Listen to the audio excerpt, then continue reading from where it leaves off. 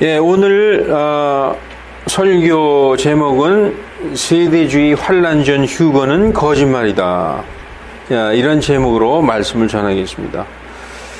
예, 말씀이 굉장히 좀 딱딱하고 어려운 말씀이 될 수 있어요. 그냥 듣다가 저거 하시면 푹 주무셔도 됩니다. 상관없어요. 예, 뭐 공부하는 거 비슷한 그런 시간이 될 것 같아요. 재미없는 시간이 될 텐데, 사실 어떤 사람의 생각을 부정한다든지 다른 의견을 내는 것이 그렇게 쉽지만은 않습니다. 더군다나 그것도 공개적으로 미디어상에서 정면 반박을 한다는 것은 그건 참 더 힘든 얘기거든요. 상대방이 얘기가 틀린다 할지라도 그렇게 하는 것은 정말 참 힘든 얘기인데, 여러분, 우리가 평생을 교회 다니면서 수십 년 동안 신앙생활 하면서 이게 맞는 거다 해가지고 참 뜨거운 신앙하는 그 마음을 가지고 교회를 다니신 분들이 많아요. 그러나 이것이 정말 성경이 말씀하시는 그 진리가 아니고 내가 지금까지 열심히 종교생활을 해왔구나, 이런 걸 깨닫고 진리의 말씀, 오류가 없고 순수하게 보존된 하나님의 말씀, 킹제임스 성경을 손에 들고 정말 남들이 뭐 이단이다 손가락질하고 그 교회 이상하다 하는 그 교회를 나오면서 말씀을 찾아서, 성경에는 이렇게 써 있어요. 내 양들은 내 음성을 듣느니라. 정말 하나님의 진리의 말씀을 찾아서 그 킹제임스 성경을 손에 쥐고 교회에 출석을 했는데, 여러분, 결국 하나님의 말씀을 찾아서 온 것이 아니라 인간이 만든 어떤 주의, 세대주의로 돌아온 거예요. 대부분의 많은 킹제임스 성경을 손에 쥔 사람들이 기쁨으로 신앙생활 하고 있습니다. 잘 알고 있죠. 그런데 그들의 대부분이 올바른 성경 말씀 안으로 돌아왔다기보다는 역시 사람들이 만든, 여러분들 많이 들어봤잖아요. 뭐 칼빈주의, 무슨 주의, 이 세대주의로 돌아온 많은 사람들에게 정말 성경은 세대주의 환란 전 그 휴거를 말씀하고 있지 않다라는 것을 전해줄 필요가 있다. 정말 이 시기에는 많은 스스로 바이블 빌리버라고 믿는 사람들이 바이블 빌리버가 아니라 세대주의 빌리버가 돼 있어요. 이게 정말 안타까운 일이죠. 세대주의 종말론의 환란 전 휴거는 세대주의의 가장 중요한 핵심 교리예요. 그래서 모든 세대주의의 그 교리는 환란 전 휴거를 향해서 포커스가 맞춰져 있어요. 그래서 다른 말씀들도 다 환란 전 휴거의 그 방향에 그렇게 맞도록, 심지어는 성경도 변개한 것을 우리가 볼 수 있는 것입니다. 오늘 설교 본문 요한계시록 3장 10절, 우리가 이 말씀을 아까 읽었죠. 읽어서 아멘 그랬는데 이거 아멘 해서는 안 될 말이죠. 왜냐? 지금 흠정역에 네가 나의 인내의 말을 지켰은즉 나도 너를 지켜 시험의 시간을 면하게 하리니, 그것은 곧 앞으로 온 세상에 임하여 땅에 거하는 자들을 시험하는 시간이다. 온 세상에 임하여 땅에 거하는 그 시험의 시간, 그것을 면하게 해주겠다. 이렇게 지금 이 흠정역 성경에서는 이렇게 말하고 있죠. 그런데 이 말씀은 의도적으로 변개한 말씀입니다. 의도적인 변개예요. 왜 변개했다고 말할 수 있는가? 이제부터 우리가 살펴보겠습니다. 자, 킹제임스 성경, 영어 성경에 보면은 이 중간에 I also will keep thee from the hour of temptation 이렇게 되어 있어요. 이건 뭐냐 하면은 시험의 시간으로부터 너를 지켜주겠다, 이런 말씀이거든요. 그런데 그 밑에 한글 흠정역에는 시험의 시간을 면하게 하리니 이렇게 번역을 했어요. 물론 keep from은 수고로서 면한다는 뜻이 있습니다. 그런데 지금 이 킹제임스 성경의 문맥상으로 보면은 면하게 해준다는 게 아니라 지켜준다는 얘기예요. 이 똑같은 세대주의인 오히려 더 아주 강력한 세대주의 이 성경인 이 한글 킹제임스 성경조차도 그 밑에 한글 킹제임스 성경도 세대주의 성경이에요. 거기도 뭐라고 써 있느냐? 내가 나의 인내의 말을 지켰기 때문에 나도 시험의 때에 너를 지키리니 이렇게 번역을 하고 있어요. 그리고 세대주의 성경이 아닌 권위역 성경은 나도 시험의 시각부터 너를 지키리니 그렇게 번역하고 있는 것입니다. 이 한글 킹제임스와 권위역 성경은 성경 그대로 번역했어요. 예, 내가 나의 인내의 말을 지켰기 때문에 나도 시험의 시각부터 너를 지켜주겠다 이 말씀이죠. 그런데 흠정역은 내가 나의 인내의 말을 지켰은즉 나도 너를 지켜 시험의 시간을 면하게 하리니 이렇게 되어 있습니다. 이 의미는 시험의 시간을 면하게 한다는 것은 그 시험과 환난에 아예 들어가지 않는다는 것이죠. 들어가지 않는다는 것이고 이 한글 킹제임스나 권위역 성경은 시험에 들어가서 그 환난 중에서 너를 지켜주겠다 이런 얘기입니다. 그러니까 근본적으로 완전히 다른 말이죠. 그래서 지금 세대주의의 이 흠정역 성경은 예수님 오시기 직전에 7년간의 큰 대환란이 있는데 우리는 그 환란에 들어가지 않고 그 전에 된다. 우리는 환란에 들어가지 않는다. 이것을 주장하기 위해서 그 시험의 시간을 면하게 한다. 이렇게 번역을 한 것입니다. 그런데 성경은 그렇게 말씀하고 있지 않아요. 환란에 들어가는데 그 환란 가운데서 성도들을 지켜주신다고 성경 전체는 말씀하고 있는 것이죠. 세대주의자들은 환란 전 휴거를 자기네 그 교리대로 합리화시키기 위해서 성경을 변개하는 것을 주저하지 않았어요. 이건 완전한 변개입니다. 그들은 그래요. 이거 중학교 영문법이다. keep from은 면하게 하는 거다. 이 영문법 중학교 수준이다. 이렇게 얘기하죠. 그런데 문맥을 봐야 되는 거예요. 앞뒤 문맥 전체를. 그래서 중학교 영문법도 모른다라고 조롱하지만 옥스퍼드 사전을 한번 찾아보면 이렇게 되어 있어요. keep from이 guard 아니면 protect의 뜻이 있다라고 보여주고 있습니다. 여기 옥스퍼드 영영사전 이거 뭐 핸드폰으로도 요즘 옥스퍼드 사전 볼 수 있죠. 여기 keep from은 guard는 지키다는 뜻이잖아요. 전 영어 잘 몰라서 잘 모르겠는데 protect 이거 지켜준다는 뜻이에요. 제가 볼 때는 그래요. 그래서 여기에 예문이 나와 있어요. 여기 나오죠? 여기 보면 예문이 나와 있는데 여기에 보니까 이 guard하고 이 protect의 뜻이 있다. 어떤 때 keep from에 여기 keep from이 쓰여져 있죠. 수거로 His only thought is to keep the boy from harm 이렇게 되어 있어요. 네, 그는 그 위험으로부터 오직 위험으로부터 그 소년을 지키는 그 생각만 했다라고 써 있어요. 여기서 만약에 흠정역 3장 10절처럼 번역하면은 그 소년을 지켜 그 위험을 면하게 해줄 생각만 했다라고 번역을 해야 되는 거 아닙니까? 지켜 면하게 지금 수고로서 그렇게 번역해야 된다고 얘기하는 거죠. 그런데 이 문맥을 보면은 그 위험으로부터 그 소년을 지키는 것 오직 그 생각만 했다라고 지금 여기 나와 있어요. 그래서 keep from은 guard나 protect의 뜻이다라고 성경이 증거해주고 있습니다. 그리고 성경을 한번 살펴볼게요. 똑같은 구문을 사용한 성경을 한번 살펴보겠습니다. 여기 보면은 요한복음 17장 15절을 한번 우리가 보겠습니다. 이건 계시록 3장 10절의 구문과 똑같아요. keep from이 사용됐는데 어떻게 번역을 했느냐?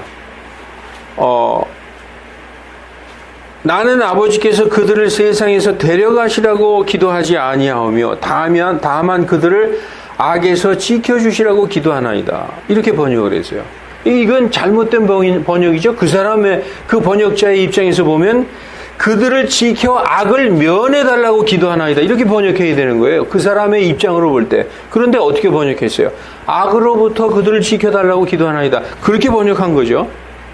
그러니까 3장 10절만 그들을 지켜서 시험의 때를 면하게 해달라고 3장 10절만 그렇게 번역한 거예요. 여기 똑같은 구문이에요. keep them from the evil. 이건 지금 어떻게 번역한 거예요? 악으로부터 그들을 지켜달라고 기도하나이다. 이렇게 번역을 했어요. 3장 10절처럼 흠정역 3장 10절처럼 번역하려면 그들을 지켜 악을 면하게. 아예 악이라는 것이 그들에게 있지 아니하게. 그러려면 어떻게 해야 돼요? 세상에 태어나지 말아야죠. 이 세상은 악한 현 세상이고 세상은 악한 곳인데 악 자체를 면하게 해달라고 한다면은 악이 도무지 없는 곳, 그런 곳에서 살아야 되는 것이죠. 자, 그리고 이런 키프롬의 예가 수십 군데가 나오는데 그거 다 보자면 오늘 뭐 하루 종일 해도 안 됩니다. 그래서 몇 개만 살펴볼게요. 그 다음에 역대상, 우리나라 사람들이 제일 좋아하는 야베스의 기도예요. 그 어떤 가게에 가면 이렇게 써 있죠.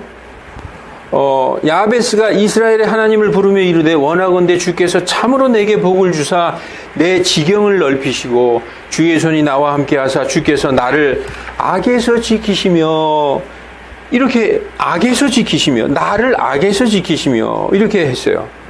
그 3장 10절 흠정역 번역대로 그대로 한다면은 나를 지켜 악을 면하게 해 주시며 이렇게 기도해야 되잖아요. 이건 다분히 from evil, 악으로부터 keep me, 나를 지켜 주시옵소서. 그렇게 번역한 거예요. 그러니까 3장 10절에 그런 수거, 면하다의 수거의 번역으로 하지 않았다는 거죠. 명백한 증거예요. 그리고 또 하나 있어요. 데살로니가 후서 3장 3절을 보면은, 여기도 보면은, keep you from evil 이렇게 돼 있어요. 여기 흠정역에 뭐라고 번역했느냐. 그러나 주께서는 신실하사 너희를 굳게 세우시며 악으로부터 너희를 지키시리라. 이건 아주 100% 무엇으로부터 지킨다 이렇게 번역했죠. 그 3장 10절처럼 번역하려면 너희를 지켜 악을 면하게 해주시라고 이렇게 번역했어야죠.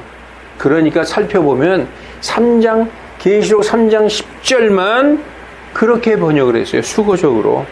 하나만 더 살펴보겠습니다. 요한일서 5장 21절. Little children, keep yourselves from idols. 아멘. 이렇게 돼 있어요. 어린 자녀들아, 너희 자신을 지켜 우상들을 멀리하라. 이건 좀 비슷하게 번역을 했죠. 어떻게 보면 idols, 우상들로부터 너희 자신을 지켜라. 이렇게 번역해야 돼요. 우상들로부터 너희 자신을 지켜라. 이걸 만약에 흠정역 3장 10절처럼 번역한다면 너희 자신을 지켜 우상들을 면하라. 이렇게 번역했어야죠. 그러니까 결국 계시록 3장 10절만 세대주의의 교리에 합리화하기 위해서 시험의 시각을 면하게 해주겠다라고 번역한 거예요. 이거 말고도 무지하게 많습니다.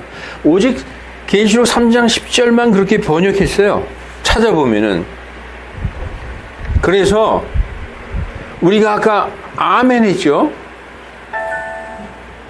내가 나의 인내의 말을 지켰은즉 나도 너를 지켜 시험의 시간을 면하게 하리니. 여기 대해서 아멘 했는데 이거 아멘 하면 안 되는 거죠.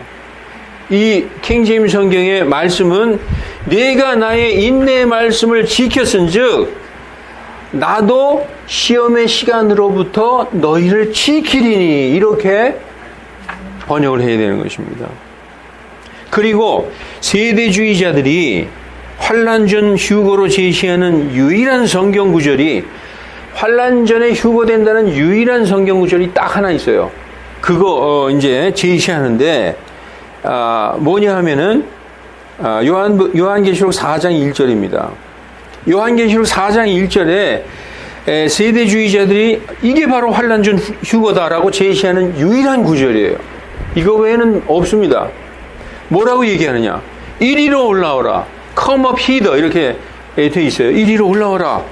그랬는데 그 말을 듣고 그 사도 요한이 뭐라고 얘기하냐? 내가 즉시로 영 안에 있었는데 이렇게 말하고 있어요. Immediately I was in the spirit 이렇게 얘기하고 있습니다. 여기서 in the spirit 할 때 S가 소문자잖아요. 이거는 내 영 안에 있었다는 거예요. 내 영. 그러니까 요한 사람은 영과 혼과 육으로 구성되어 있잖아요. 근데 요한이 자기 영 안에 있었다는 것입니다. 사람을 대표하는 게 뭐죠? 영, 혼, 육 중에서 사람을 대표하는 거 혼이죠. 내 혼이 영 안에 있었다는 거예요. 육신 안에 있는 게 아니라. 그래서 요한은 어떻게 올라갔느냐? 영 안에서 올라갔다는 거예요. 몸은 땅에 있고 영으로 올라갔다는 거예요. 쉽게 얘기하면 우리가 다른 종교에서 입신했다. 입신. 그러니까 몸은 여기 있는데 영으로 올라가서 셋째 하늘에 올라가서 본 거죠. 영으로 봤다는 거예요.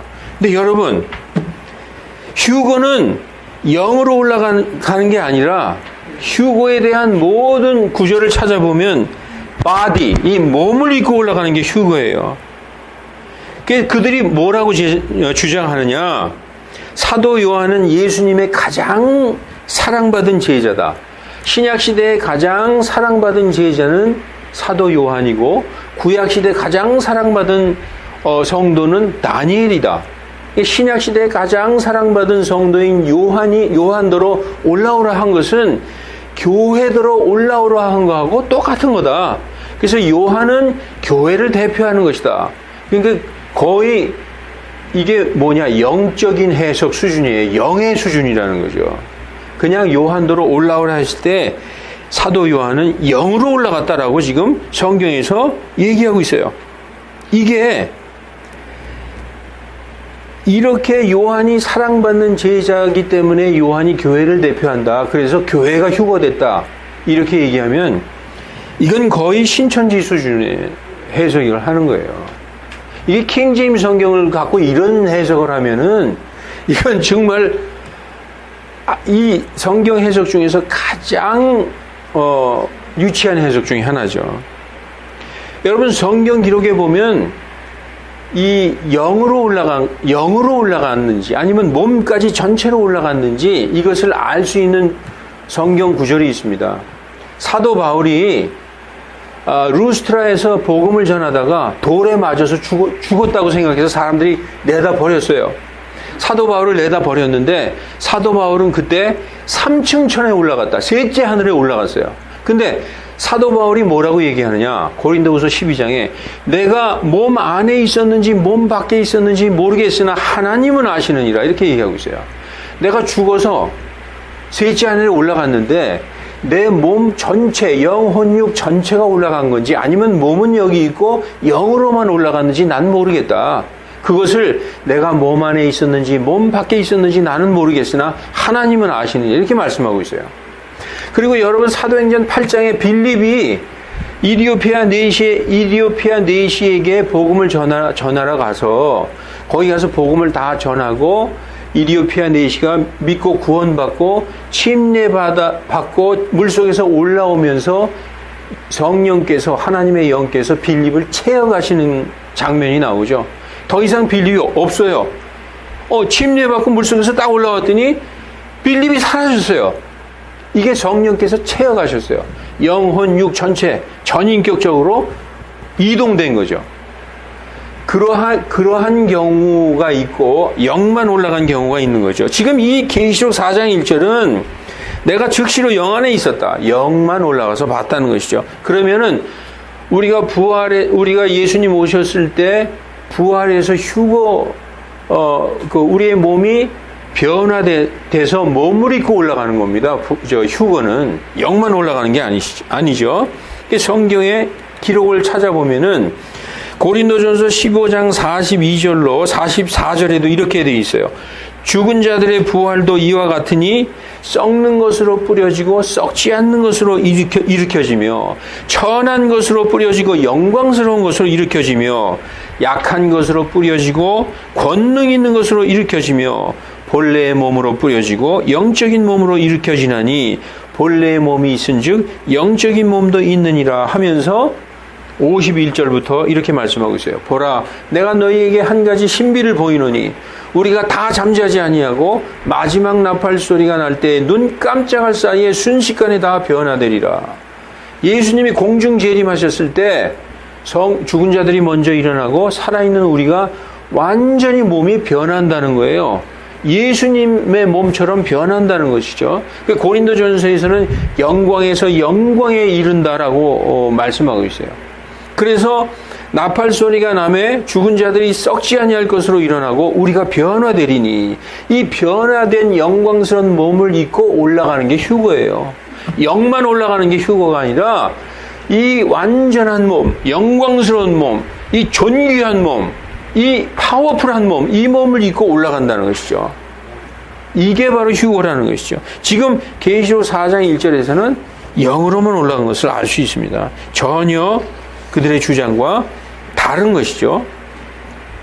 자, 또 하나 그리스도의 날에 대한 오해가 있어요. 성경에서 그리스도의 날은 심판의 날입니다.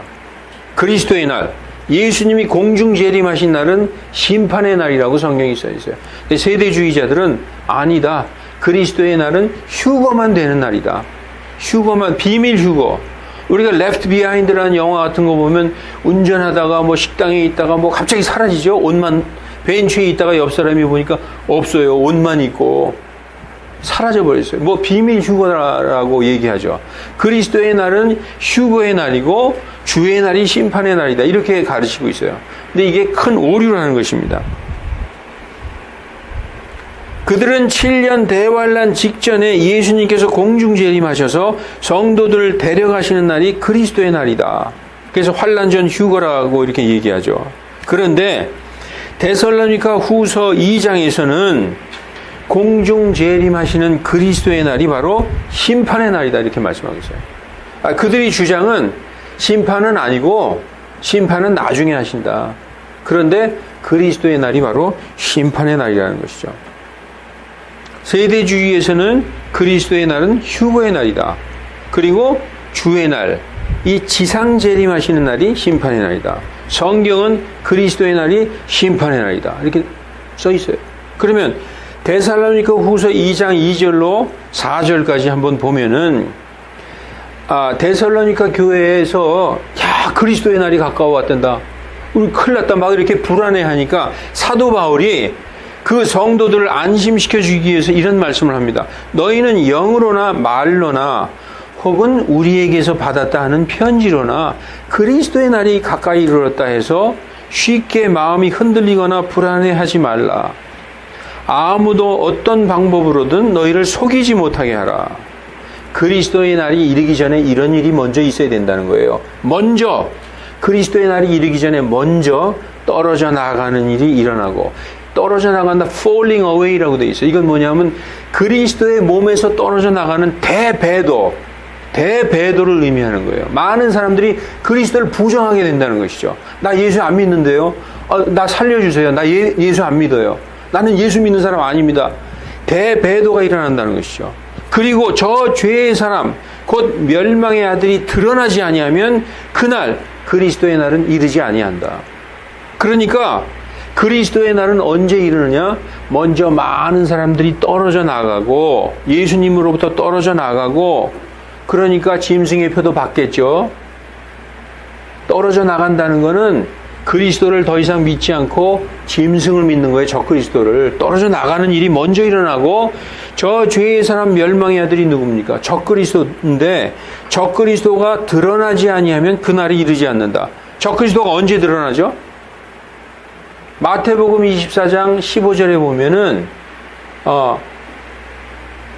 황폐케 할 가증한 것이 거룩한 곳에 선 것을 보거든. 다니엘서에서도 그 일의 한중간에 희생물을 그치게 하고 더 이상 예배드리지 못하게 하고 하나님께 번제를 드리지 못하게 하는 그때가 바로 멸망의 아들이 자기를 딱 드러내는 때예요. 그래서 데살로니가 후서 2장 4절에 보면은 그는 대적하는 자요.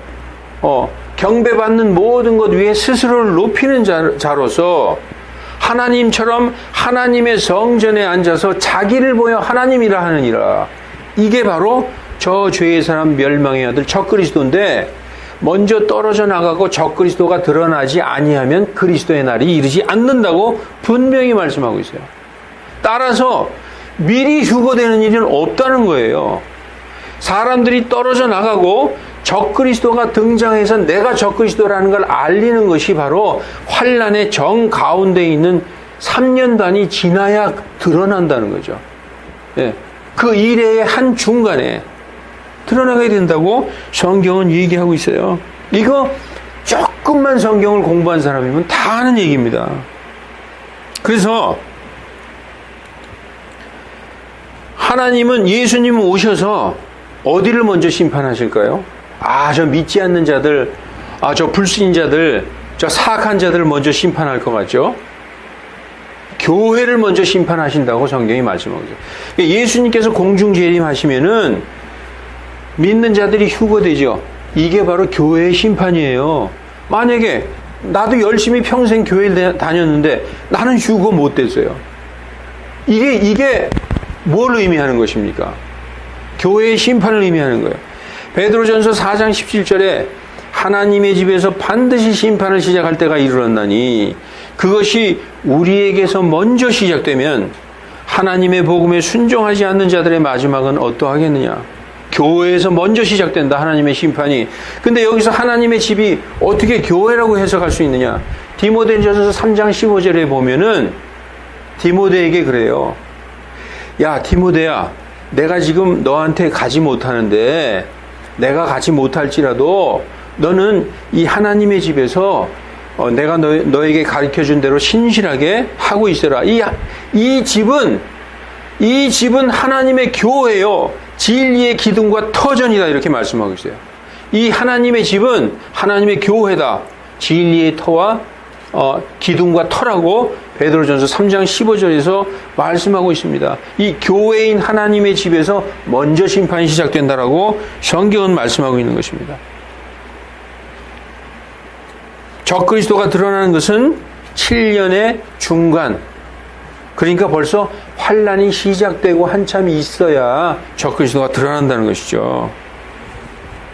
그리고 공중 재림하실 때 예수님이 공중 재림하시는 그리스도의 날 어떤 일이 있느냐? 불로 심판하는 장면이 나오죠. 죄송합니다. 제가 여기 쓰지는 않았는데 데살로니가 후서 1장 7절로 9절에 보면은 공중 재림하실 때 불로 심판하는 장면이 나와 있습니다. 데살로니가 후서 1장 7절로 9절을 읽어볼게요. 괴로움을 당하는 너희에게는 우리와 함께 안식으로 갚으시는 것이 하나님께는 의로운 일인즉 주 예수님께서 자신의 능력의 천사들과 함께 하늘로부터 나타나실 때 영광스러운 공중 재림이죠. 하나님을 모르는 자들과 우리 주 예수 그리스도의 복음에 순종치 아니하는 자들에게 타오르는 불로 징벌하시리니, 이렇게 말씀이 나와 있는 것입니다. 재미없죠? 자, 이제 그래서 성경 말씀은 먼저 떨어져 나가는 일이 먼저 있다는 거예요. 예수님이 먼저 공중 재림하는 게 아니라 먼저 떨어져 나가는 그 큰 배도가 있고, 그 다음에 적그리스도가 드러나고, 저 죄의 사람 멸망의 아들이 드러나지 아니하면 그날이 이르지 아니할 것이다, 그리스도의 날. 그리고 나서 그리스도의 날, 즉 공중 재림하신다, 오셔서 불로 심판하신다 라고 성경은 말씀하고 있는 것입니다. 그래서 세대주의에서는 비밀 휴거, 예수님이 오셔서 비밀스럽게 휴거된다, 그래서 교회는 환란에 안 들어간다, 그리고 7년 대환란이 있다, 그리고서 지상재림 하시는데 그게 바로 영광스러운 나타나심이다라고 얘기하고 있어요. 그래서 그들이 가장 잘 인용하는 성경 구절 중에 하나가 디도서 2장 13절인데 저 복된 소망과 위대하신 하나님 곧 우리의 구원자 예수 그리스도의 영광스러운 나타나심을 기다리게 하셨느니라. 이 말씀 얼마나 우리에게 소망을 주는 말씀입니까? 그런데 어떻게 이 말씀을 그들은 해석하느냐? 저 복된 소망은 휴거다. 그리고 그리스도의 영광스러운 나타나심은 지상재림이다. 이렇게 얘기하고 있어요. 그런데 이것은 다 그리스도의 공중재림을 말씀하고 있는 거죠. 예수 그리스도의 영광스러운 나타나심, 공중으로부터 나타나시는 예수 그리스도의 영광스러운 나타나심이 바로 공중재림을 말씀하고 있는 것입니다. 그래서 마태복음 24장 29절로 31절을 보면은 마태복음 24장 29절로 31절 보면은 그날들의 환난 직후에 immediately after the tribulation 이렇게 되어 있어요. 그날들의 환난 직후에 해가 어두워지고 달이 그 빛을 내지 못하며 뭐 별들이 떨어지고 이게 뭐냐? 하늘의 표적이 있다는 거죠. 하늘의 권능이 흔들리는 해, 달, 별이 어두워지는 표적이 있고 그 다음에 공중재림이 하신다. 영광스러운 나타나심이 바로 공중재림이다. 성경은 그렇게 말씀하고 있어요. 그때에 그래서 성경대로 한번 말씀해 볼게요. 그날들의 환난 직후에 해가 어두워지고 달이 그 빛을 내지 못하며 하늘의 권능들이 흔들리리라. 그때에 사람의 아들의 표적이 하늘에서 나타나겠고 땅의 모든 지파들이 애곡하며 하늘의 구름들 가운데서 사람의 아들이 권능과 큰 영광을 가지고 오는 것을 보리라. 순서대로 그렇게 돼. 그때에 그가 자기의 천사들을 보내사 하늘 이 끝에서부터 저 끝까지 자기의 선택한 자들을 모으리라. 택하신 자의 휴거예요. 그렇게 성경대로 그대로 뭐 성경을 갖다가 그들은 문자적으로 해석한다고 하면서도 이 부분만큼은 막 뒤죽박죽 섞어서 자기들의 그 교리대로 해석하고 있어요. 이 순서예요. 예.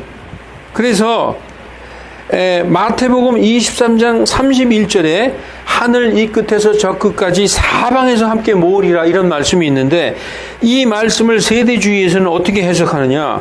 구원받은 성도를 모으는 게 아니라 자 보세요. 예수님께서 하늘에 나타나셨어요. 자신의 천사를 보내서 하늘 이 끝에서 저 끝까지 구원받은 교회 이 전 세계에 있는 성도들을 모아서 휴거하는 게 아니라 그때 하늘 이 끝에서 저 끝까지 모으는 건 유대인들이야. 유대인들이라고 말할 수밖에 없죠. 왜냐? 교회 성도들은 이미 환난 전에 다 휴거돼서 없으니까. 그러니까 하늘 이 끝에서 저 끝까지 모으리라. 선택한 자를. 유대인들이다. 봐라, 유대인들은 선택받은 자들 아니야. 이렇게 얘기하고 있는 것입니다.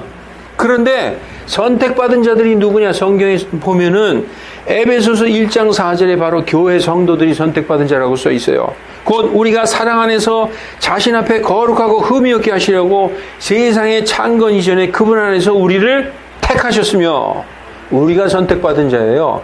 우리가. 그리고 데살로니가전서 1장 4절에 사랑하는 형제들아 하나님께서 너희를 선택하셨음을 아노라. 우리가 택함 받은 자예요.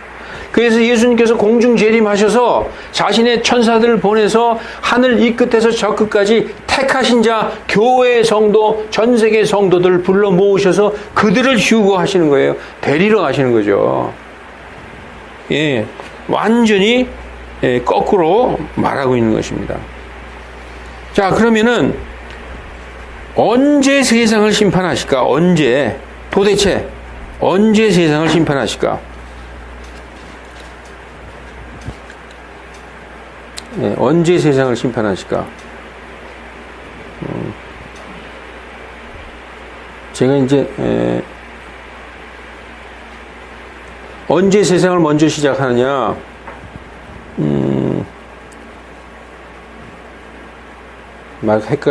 엄청 헷갈리네요. 자, 여기 보십시오. 여러분, 예수님이 오시는 그리스도의 날, 공중에 영광스럽게 나타나신 그날이 바로 그리스도의 날이요 심판의 날인데 그럼 언제 오실까? 그 심판의 날이 언제일까? 성경이 얘기해 주고 있어요. 언제 세상을 심판할까? 이것은 언제 심판자인 예수님이 오실까? 그 얘기하고 동의어죠. 자, 계시록 6장 9절로 11절에 보면은 이런 말씀이 나와요. 예수님께서 5째 봉인을 딱 열었는데 희생단 아래 하나님의 말씀과 자기들이 간직한 증언으로 인해 죽임을 당한 자들의 혼을 보았는데, 여러분, 이 하나님의 말씀과 자기들이 간직한 증언으로 죽임을 당했다, 그런 것은 이스라엘 사람들이란 뜻이에요. 예수님을 몰라요. 하나님의 말씀밖에 모르죠. 율법이에요. 하나님의 말씀과 자기들의 믿음으로 죽임당했어요. 구약 성도를 얘기하는 거예요. 유대인들을 얘기하는 거죠. 신약 성도들은 어린 양의 피와 자기들의 증언의 말로 죽임을 당한 자들. 이건 신약의 순교자예요. 성경은 우리에게 알 수 있게끔 말씀해 주셨어요. 계시록 6장 9절을 보면 이거는 구약의 순교자구나. 근데 이 구약의 순교자들이 뭐라고 얘기하고 있느냐? 6장 10절에 여기 나오죠? 그들이 큰 음성으로 외쳐 이르되 오 거룩하고 진실한 주여, 주께서 땅에 거하는 자들을 심판하사, 여기 심판이라는 단어가 나오죠. 우리 피에 대한 원수를 갚아주시지 아니하시는 일이 얼마나 더 지속되리까? 이렇게 물어보는 거예요. 이거 문어적인 표현이고, 우리가 그냥 쉽게 표현하면, 하나님 언제 심판하시겠습니까? 언제 심판하셔서 우리 원수 갚아주시겠습니까? 언제 심판해 주시겠습니까? 라고 하나님에게 간청하는 거예요. 그랬더니 하나님이 뭐라 그러냐? 11절에 그분께서 그들에게 각각 흰 예복을 주시며 뭐라고 말씀하시느냐? 그들의 동료 종들과, 이들은 종이라고 나오죠. 6장 9절에 보면은 6장 그들이 종이라는 걸 알 수 있어요. 그들의 동료 종들과 형제들도 그들처럼 죽임을 당해서 그 수가 채워질 때, 그때 심판하시겠다는 얘기예요. 언제 심판하시겠습니까? 너희 동료 종들, 그리고 너희 형제들도 너희처럼 죽임 당해서 순교 당해서 그 수가 채워지면 내가 심판하겠다. 이 말씀을 성경에 약속해 주신 거예요. 그래서 우리가 성경을 보면 요한계시록에 이루 셀 수 없는 많은 능히 셀 수 없는 수많은 성도들이 손에 종려나무 가지를 들고 하늘에 있는 모습이 있어요. 이들이 누구냐? 큰 환란에서 나왔는데 그들은 어린 양의 피로 예복을 씻어서 희게 한 자들이다. 순교자들이죠. 이들은 바로 지금 이 6장 9절에 있는 종들의 형제들이에요. 전 세계에서 나온 모든 교회의 성도들이죠. 순교당한 형제들이고, 동료 종들은 요한계시록 7장에 이마에 입맞은 14만 4천의 유대인의 종들이에요. 우리 종들의 이마에 하나님의 종들의 이마에 인을 치기까지 바람이나 불지 못하게 하는 장면이 7장에 나오지 않습니까? 그래서 이 14만 4천도 다 순교당하고, 아무도 능히 셀 수 없는 교회의 성도들도 다 순교당해서 숫자가 채워지니까 14장에 드디어 심판이 시작되는 장면이 나오는 것입니다. 성경은 너무나도 논리적이고 정확해요. 그래서 잠깐만요. 막 뒤죽박죽 섞여버렸는데, 그리고 여기 보면 흰 예복이 나옵니다. 흰 예복. 그들에게 각각 흰 예복을 주시며 이렇게 돼 있어요. 여기에 흰 예복이 영어로 white robes라고 돼 있어요. white robe. 근데 white robe를 찾으면 성경에 딱 2번 나와요. 성경에 딱 2번 나오는데, 한 번은 이 6장에 순교당한 구약의 유대인 성도고, 또 하나는 어디에 나오냐? 계시록 7장에 나옵니다. 그들이 흰 예복을 입고, 계시록 7장에 한번 찾아볼까요? 우리 성경 말씀 한번 읽어보십시다.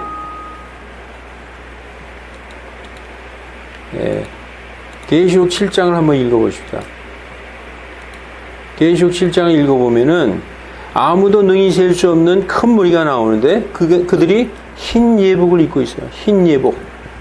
이 흰 예복이 white robe라고 되어 있어요. white robe.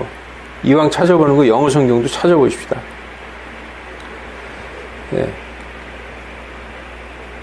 여기 흰 예복을 입고, 그죠? 여기 흰 예복을 입었는데 7장 9절에 여기 나오죠? White robes라고 되어 있어요. 이 White robes를 컴퓨터에 놓고 딱 찾으면 딱 2번 나와요. 그게 6장 9절의 순교자들, 흰 예복을 주면서 조금만 더 쉬고 있으라. 너희 동료 종들도 너희 형제들도 죽임을 당해서 그 수가 채워지면 내가 심판하리라. 결국 화이트 로브, 이 흰 예복은 순교자의 의복이라는 거예요. 하나님은 순교자의 수가 채워지면 이 땅을 심판하겠노라. 하나님의 종들, 유대인들 순교자들과 이 전 세계의 이방 성도, 교회 성도들의 순교자의 수가 채워지면 내가 세상을 심판하겠다. 바로 14장에 심판하는 장면이 나오는 것입니다. 14장 심판하는 장면 한번 가서 볼까요? 여기 보니까 14만 4천이 어린 양과 함께 시온산에 서 있어요. 이 14만 4천은 13장에 적그리스도에 의해서 엄청난 핍박으로 다 순교당해서 지금 하늘의 시온산에 어린 양과 함께 서 있어요. 즉 이방 성도들도 순교당해서 숫자가 채워졌고 하나님의 종들도 순교당해서 숫자가 채워졌어요. 그랬더니 여기 뭐라고 얘기하느냐?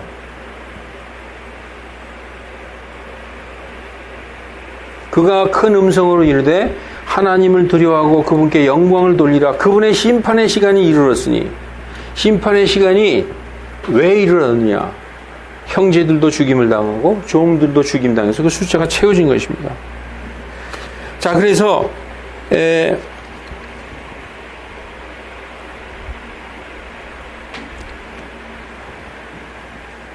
이제 다시 일로 돌아갈게요.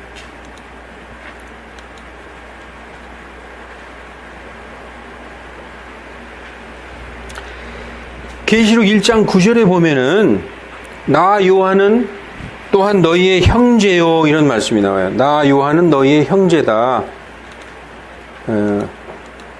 계시록 1장 9절 여기 한번 보십시다. 요한은 유대인이죠. 요한은 이스라엘 사람이에요. 그런데 요한이 요한계시록을 누구에게 지금 써서 보내는 거죠? 아시아의 7교회에 보내는 거잖아요. 아시아의 7교회에 있는 그 교회 성도들에게 나 요한은 너희의 형제다라고 얘기하고 있어요. 하나님의 종인 유대인인 사도 요한이 이방 성도들, 교회 성도들에게 나 요한은 너희 형제라고 얘기하고 있습니다. 따라서 아까 요한계시록 6장 9절에 그 제단 밑에 있던 이 구약 순교자들이 형제들은 구약 그 순교자들에게 형제들이라고 부르셨는데 하나님이 말씀하셨는데 이들은 바로 전 세계 모든 교회의 성도들임을 우리가 알 수 있는 것입니다. 자, 이제 말씀을 정리하고 마칠게요. 제가 이 내용이 더 많은데 시리즈로 할 거예요. 오늘 여기까지 했으면 요 다음은 다음 주에 또 할 겁니다. 내용이 많기 때문에. 자, 그래서 여러분 이 세대주의에서는 환란에 들어가지 않고 교회는 미리 휴거된다. 우리는 환란에 들어가지 않는다. 이렇게 얘기하는데 이것이 현대인들의 입맛에 딱 떨어졌어요. 왜냐? 성경을 읽다 보면 창세 이래로 이런 환란이 없었고 그 후에도 없으리라. 읽다 보면은 야, 이 무서운 환란에 내가 들어갈 수 있을까? 난 못할 거야. 나는 아마 예수님을 부인하고 말 거야. 이런 두려움을 갖게 돼 있어요. 성도들에게 이 사람이 그 세대주의 종말론을 가르치는 사람은 항상 뭐라고 얘기하느냐? 대환란은 준지옥이다. 준지옥. 지옥과 거의 비슷하다. 이런 지옥에 하나님께서 자기의 성도들 들어가게 하겠느냐? 이렇게 얘기하고 있거든요. 성도들에게 두려움을 주는 거죠. 난 못 들어가. 그런데 성경 전체에서 성도들은 항상 환난과 싸워서 이기게 돼 있어요. 우리는 지지만 우리 안에 계신 주 예수 그리스도로 말미암아 능히 이길 수 있다고 성경은 말씀하고 있는 것입니다. 요한일서 5장 4절에도 하나님으로부터 나온 것은 무엇이든지 다 이긴다. 우리의 승리는 이것이니 곧 우리의 믿음이라 이렇게 나와 있어요. 우리가 이 말씀만 잠깐 읽고 오늘을 마치겠습니다. 디모데후서 3장에 보면은 이 마지막 때에 위험한 때가 이르리라. 이 마지막 날들에. 지금 이 날, 우리가 살고 있는 이 날을 얘기하는지도 몰라요. 예, 사도 바울은 그때부터 다 마지막 때라고 얘기했지만 지금 우리에게도 적용됩니다. 이 말씀만 읽고 마치겠습니다. 사도 바울이 이것을 알라. 마지막 날들의 위험한 때가 이르는데 사람들이 자기를 사랑하며, 성경은 나를 사랑하면 안 되는 거예요. 성경은 나보다 하나님을 더 사랑해야 되는 거예요. 그게 기독교의 신앙이에요. 나를 사랑하잖아요. 내 생명을 사랑하게 돼 있어요. 우리 기독교 역사상 많은 우리의 선배들은 사자의 밥이 돼도 죽음을 두려워하지 않았어요. 그랬기 때문에 이 기독교의 파워가 여태까지 전해진 겁니다. 그때 일단은 살고 봐야지 무슨 소리야. 너 왜 이렇게 어리석으냐. 일단 지금은 살고 나중에 전도도 많이 하고 글도 많이 써서 하나님께 좋은 일 많이 하면 되지. 그게 아니라는 거예요. 그리스도의 신앙은 나를 사랑하면 안 되는 거예요. 나보다 예수님을 더 사랑해야지 우리가 세상을 이길 수 있는 거예요. 그런데 마지막 날들에 자기를 사랑하고 탐욕적이고 교만하고 자랑하고 신성모독하고 부모에게 불순종하고 감사치 아니하고 거룩하지 아니한다. 그리고 본래 애정도 없고 협정도 어기고 그리고 거짓 고소하고 이러한 일들 생긴다는 거죠. 그리고 사나고 절제하지 못하고 사납고 선한 자들 선한 일들을 멸시하고 고집이 세고 배신하며 높은 마음을 품고 하나님 사랑하기보다 쾌락들을 더 사랑한다. 그리고 경건의 모양은 있으나 하나님의 성품의 모양은 있다. 경건의 godliness라고 돼 있어요. godliness. 경건의 모양은 있으나 딱 보니까 교회 다니는 권사님이구나.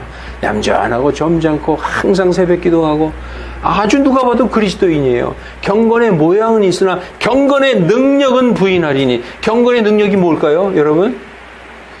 경건의 능력은 믿음이에요, 믿음. 믿음은 부인하는 시대가 온다는 거예요, 마지막 때. 여러분, 경건의 능력, 이 믿음이야말로 생명을 초월하는 능력이죠. 세상을 이기는 승리는 이것이니 곧 우리의 믿음이다. 우리를 죽인다 한들 우리의 믿음을 부인하지 못하게 하는 그 믿음이라는 거죠. 그런데 경건의 모양은 있으나 경건의 능력은 부인한다는 것이죠. 이렇게 돼가지고 사도 바울이 3장 10절에 그러나 너는 디모데야, 너는 나의 교리와 네가 날 봐서 알지 않냐 평생. 나의 교리와 나의 삶의 방식과 나의 목적과 나의 믿음과 나의 오래 참음과 사랑과 인내를 보지 않았느냐. 내가 이고니온과 루스트라와 안디옥에서 내게 다친 핍박이 얼마나 그 고난이 얼마나 심했었는지 네가 알지 않느냐. 내가 이 핍박을 견디어냈다. 주께서 그 모든 것 가운데서 나를 건져내셨느냐 이렇게 말씀하고 있어요. 여러분, 하나님이 나를 그 핍박에서 싹 면하게 해주셨느냐 이렇게 얘기하고 있어요. 싹 피했어? 핍박을? 아니에요. 항상 환난 가운데 들어가서 그 환난 가운데서 나를 건져주셨다는 얘기예요. 기독교 이 성경 전체는 우리가 환난에 들어가서 그 환난 가운데서 예수님이 건져주시는 거예요. 사드락과 메삭과 아벳느고가 그 7배, 평소보다 7배 더 강하게 타는 용광로 속에 들어가는 일을 싹 면하게 해주셨나요? 거기 들어갔어요. 들어가서 그 불타는 용광로 가운데서 누가 같이 동행하셨죠? 예수님이 있었어요. 거기서 건져내는 게 기독교의 능력이라는 거예요. 우리는 안 들어가. 그렇게 무서운 데를 왜 들어가? 너희들이나 들어가. 그래가지고 요엘서 2장 31절에 크고 두려운 날이 그 주의 날이 나오거든요. Great and terrible day of the Lord. 이거를 그 사도행전 2장 20절에 보면 the great and visible이라고 그래요. Notable day of the Lord 이렇게 돼 있어요. The great and notable day of the Lord. 그러면 그들은 뭐라고 우리 얘기하느냐면 봐라, 우리들은 휴거돼가지고 notable, 주목할 만한 날이지. 너희들은 거기에 들어가 있고. 이렇게 왜곡해서 이거 얼마나 유치한 얘기입니까? Great and Terrible Day를 다시 베드로가 얘기할 때 Great and Notable Day of the Lord라고 얘기한 거예요. 똑같은 표현이에요. 그런데 너희들은 환란에 그렇게 들어가고 싶어? 너희들은 환란에 들어가. 우리는 휴거돼가지고 Notable, 주목하고 있을게. 이렇게 얘기하고 있는 거예요. 웃기는 얘기하고 있는 거죠. 그래서 이렇게 얘기하고 있어요. 주께서 그 모든 것 가운데서 나를 건져내셨다. 여러분, 이 기독교의 핍박은 초대교회 유대교로부터의 핍박이나 그 후에 열 황제로부터 로마 황제로부터의 핍박이나 우리 베너나 코바디스 보면 황제의 핍박이 나오죠. 그 후에 중세의 그 천년의 로마 카톨릭으로부터의 핍박이나 앞으로 닥칠 대환란에 있을 핍박이나 동일한 거예요. 동일하다는 거죠. 대환란에 있는 핍박은 좀 특별하기 때문에 우린 거기 안 들어가. 그러지 않는다는 것이죠. 그래서 사도 바울은 디모데후서 3장 12절에 참으로 그리스도 예수님 안에 있는 예수님 안에서 하나님의 뜻대로 살고자 하는 모든 자는 핍박을 받는다라고 얘기하고 있습니다. 그런데 그 핍박에서 우리를 건져내신다라고 말씀하고 있는 것입니다. 그러면 올바른 번역을 읽고 마치겠습니다. 아까 우리 본문 말씀 계시록 3장 10절에서 뭐라고 얘기하고 있느냐. 이게 올바른 번역이에요. 내가 나의 인내의 말을 지켰으므로 나도 시험의 시각부터 너를 지키리니. 내가 너를 지켜 시험의 시간을 면하게 하리니 이게 아니라 나도 시험의 시각부터 너를 지키리니. 언제냐? 곧 온 땅에 닥쳐 땅에 거주하는 사람들을 시험하는 시간이다 라고 말씀하고 있는 것입니다. 기도하시겠습니다.